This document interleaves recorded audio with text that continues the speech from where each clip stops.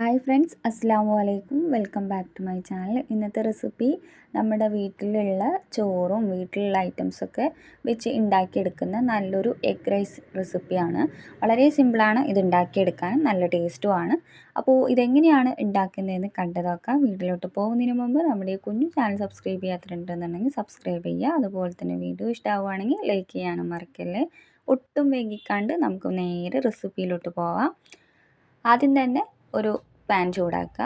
എന്നിട്ട് അതിനകത്തോട്ട് കുറച്ച് വെളിച്ചെണ്ണ ഒഴിച്ച് കൊടുത്തിട്ടുണ്ട്. 1/4 ടീസ്പൂൺ കടുകാണ് ചേർത്ത് കൊടുത്തിട്ടുള്ളത്. 1/4 ടീസ്പൂണിലും കുറവ് ചെറിയ ജീരകവും കൂടെ ചേർത്തിട്ടുണ്ട്. അത് രണ്ടും നന്നായിട്ടൊന്ന് പൊട്ടി വരുന്ന ആ ഒരു സമയത്ത് 2 സവോള കട്ട് ചെയ്തിട്ടുള്ളതാണ്, അത് ചേർത്ത് കൊടുക്കുക. ഞാനിവിടെ ഒരു 2 പേർക്കുള്ള ചോറാണ് റെഡിയാക്കി എടുക്കുന്നത്. അപ്പോൾ നിങ്ങൾക്ക് എത്രത്തോളം വേണോ അതിനനുസരിച്ചിട്ട് ഇതിൻ്റെ അളവൊക്കെ മാറ്റം വരുത്തേണ്ടതാണ്. സവോളയൊക്കെ ഏകദേശം ഇതുപോലെ ഒന്ന് വാടി വരുന്ന സമയത്ത് ബീൻസ് കട്ട് ചെയ്തിട്ടുള്ളതാണ്, ചെറുതായിട്ട് വേണം കട്ട് ചെയ്യാൻ. അതും കൂടെ ചേർത്ത് കൊടുക്കുക. അത് ചേർത്ത് നന്നായിട്ട് തന്നെ ഒന്ന് മിക്സ് ചെയ്തിട്ടെടുക്കുക. കൂടെ തന്നെ നമ്മൾ ഇതിലോട്ട് ക്യാരറ്റ് ചേർക്കുന്നുണ്ട്. വളരെ കുറച്ച് എടുത്തിട്ടുള്ളൂ, ഞാൻ പറഞ്ഞല്ലോ കുറച്ച് അളവിലാണ് ഉണ്ടാക്കുന്നത്. അതുകൊണ്ട് ആ ഒരു ക്യാരറ്റും കൂടെ ഇതിലോട്ട് ചേർത്തിട്ടുണ്ട്. ഇനി നന്നായിട്ടൊന്ന് മിക്സ് ചെയ്യുക. ഇനി ഇതിലോട്ട് ഒരു 1/2 ടീസ്പൂൺ ഇഞ്ചി വെളുത്തുള്ളി ചതച്ചതായതുകൊണ്ട് ഒരു 1/2 ടീസ്പൂൺ ചേർത്തിട്ടുള്ളൂ. നിങ്ങളിത് പൊടിയായിട്ട് അരിഞ്ഞിട്ടും വേണമെന്നുണ്ടെങ്കിൽ ചേർത്ത് കൊടുക്കുക കേട്ടോ. അങ്ങനെ ആകുമ്പോൾ രണ്ടും കൂടി ഒരു ടേബിൾ സ്പൂണൊക്കെ അരിഞ്ഞിട്ട് ചേർത്ത് കൊടുത്താൽ മതി. ഇതും കൂടെ ചേർത്ത് നന്നായിട്ട് തന്നെ മിക്സ് ചെയ്തിട്ട് എടുത്തിട്ടുണ്ട്. ഇനി നമുക്ക് ഇതിലോട്ട് വേണ്ടത് മുട്ടയാണ് കേട്ടോ. ഈ മുട്ട 2 എണ്ണമാണ് എടുത്തിട്ടുള്ളത്. 2ഓ 3ഓ എത്രയെന്ന് വെച്ചാൽ എടുക്കാം കേട്ടോ. ആ മുട്ട ഒന്ന് മിക്സ് ചെയ്തെടുക്കുന്നുണ്ട് ഞാൻ. അപ്പോൾ ഇതിലോട്ട് കുറച്ച് വെള്ളം ഒഴിച്ചിട്ട് ഇതൊന്നിങ്ങനെ വേവിക്കാം കേട്ടോ.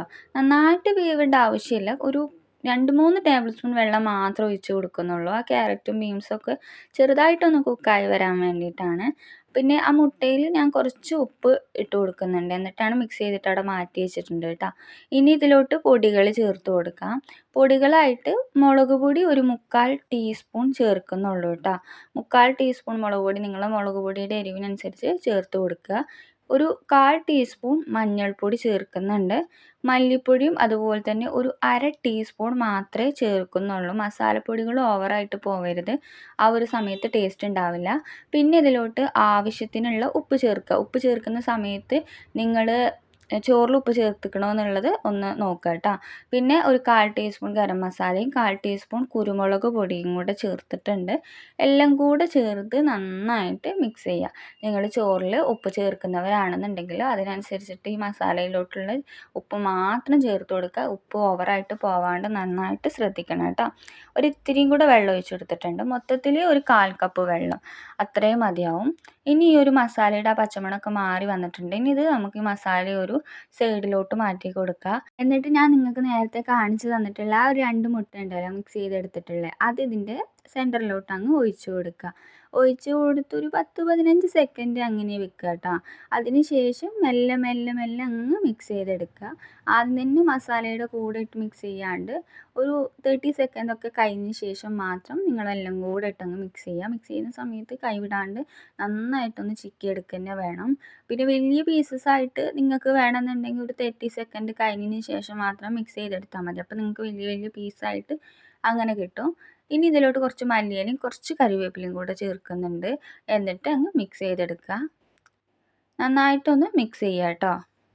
എപ്പോഴും ഒരു മീഡിയം ഫ്ലെയിമിൽ വേണം വെക്കാൻ വേണ്ടിയിട്ട്. പിന്നെ നിങ്ങൾ പാൻ എടുക്കുമ്പോൾ നിങ്ങൾ ചോറൊക്കെ ഇട്ട് ഇളക്കാൻ പറ്റുന്ന ആ ഒരു പാൻ തന്നെ എടുക്കുക കേട്ടോ. അത്യാവശ്യം സൈസുള്ള ഒരു പാൻ തന്നെ എടുക്കുക. ഞാനിതാ ഈ ഒരു ബൗളിന് ഒരു ബൗൾ ചോറാണ് എടുത്തിട്ടുള്ളത്. സാധാ റേഷനരിയുടെ നമ്മൾ ചോറുണ്ടല്ലോ ആ ചോറാണ്. അപ്പോൾ ആ ചോറ് വെച്ചിട്ടാണ് ഞാനിവിടെ ഈ ഒരു എഗ് റൈസ് റെഡിയാക്കി എടുക്കുന്നത്. നിങ്ങൾക്ക് ഏത് ചോറ് വെച്ചിട്ടും ഇത് റെഡിയാക്കി എടുക്കുക. അടിപൊളിയാണ് കേട്ടോ. വളരെ പെട്ടെന്ന് ഉണ്ടാക്കിയിട്ട് എടുക്കാനും പറ്റും. അപ്പോൾ ഇതെല്ലാം കൂടെ നന്നായിട്ട് തന്നെ ഒന്ന് മിക്സ് ചെയ്യുക. എല്ലാ അരിയിലും ഇതങ്ങ് പിടിക്കണം. ആ ഒരു രീതിയിൽ വേണം ഇത് ചെയ്തിട്ടെടുക്കാൻ. വേണമെന്നുണ്ടെങ്കിൽ നിങ്ങൾക്കൊരു ഇത്തിരി വെള്ളം കുടഞ്ഞ് കൊടുക്കാം കേട്ടോ. അപ്പോൾ ഞാൻ ഈ ഒരു റേഷനരി ആയതുകൊണ്ട് അത് ചെയ്യുന്നില്ല കേട്ടോ. എല്ലാം കൂടെ ഇട്ടങ്ങ് മിക്സ് ചെയ്തിട്ടെടുക്കുക. അങ്ങനെ നമ്മുടെ റൈസ് ഇവിടെ റെഡി ആയിട്ടോ. എഗ് റൈസ് അടിപൊളിയാണ്. സിമ്പിളാണ് അല്ലേ. എത്ര പെട്ടെന്നാണ് നമ്മളിത് റെഡിയാക്കിയിട്ട് എടുത്തത്. അതും നമ്മുടെ വീട്ടിൽ വന്നിട്ടുള്ള ചോറുണ്ടല്ലോ, ആ ചോറ് വെച്ചിട്ട് തന്നെയാണ് ചെയ്തിട്ടുള്ളത്. അപ്പോൾ നിങ്ങളും ഇതുപോലെ ചെയ്ത് നോക്ക്. കുട്ടികൾക്ക് സ്കൂളിലൊക്കെ കൊടുത്ത് വിടാനും എല്ലാത്തിനും നമുക്ക് പറ്റും കേട്ടോ. അപ്പോൾ എല്ലാവരും ഒന്ന് ട്രൈ ചെയ്ത് നോക്കുക. അടിപൊളി റെസിപ്പിയാണ്. പിന്നെ ഒരു ചോറുണ്ട് എന്നുണ്ടെങ്കിൽ നമുക്ക് കറികളുടെ ഒന്നും ആവശ്യമില്ല. അപ്പോൾ നിങ്ങളെല്ലാവരും ഒന്ന് ഇതുപോലെ തന്നെ ഒന്ന് ഉണ്ടാക്കി നോക്കുക. നിങ്ങൾക്ക് വേണമെന്നുണ്ടെങ്കിൽ ഇതിലോട്ട് മുട്ട പുഴുങ്ങിയിട്ട് അതും കൂടെ വെച്ചിട്ട് കഴിക്കാവുന്നതാണ്. നല്ല ടേസ്റ്റ് ഉണ്ടാവും. എന്തായാലും ഒരു പ്രാവശ്യം ഉണ്ടാക്കി നോക്ക്. കുട്ടികൾക്കൊക്കെ കൊടുത്ത് നോക്ക്. നല്ലതാണ്. അപ്പോൾ നിങ്ങളെല്ലാവരും ഉണ്ടാക്കി നോക്കണം. പിന്നെ നമ്മുടെ ചാനൽ കുറേ ആളുകൾ കാണുന്നൊക്കെ ഉണ്ട്. പക്ഷേ അധികം ആളുകളും സബ്സ്ക്രൈബ് ചെയ്യാണ്ടാണ് കാണുന്നത്. അപ്പോൾ നിങ്ങൾക്ക് എന്തായാലും ഇഷ്ടമാവുകയാണെങ്കിൽ നമ്മുടെ ചാനലൊന്ന് സബ്സ്ക്രൈബ് ചെയ്യുക. അതുപോലെ തന്നെ നിങ്ങൾക്ക് ഈ വീഡിയോ ഇഷ്ടമായിട്ടുണ്ടെന്നുണ്ടെങ്കിൽ ലൈക്ക് ചെയ്യാനും മറക്കരുത് കേട്ടോ. അപ്പോൾ നിങ്ങളുടെ അഭിപ്രായങ്ങൾ താഴെ കമൻറ്റ് ബോക്സിൽ അറിയിക്കുക. ഇൻഷാ അള്ളാ നല്ലൊരു വീഡിയോ ആയിട്ട് കാണാം. അസ്സലാമു അലൈക്കും. ബൈ.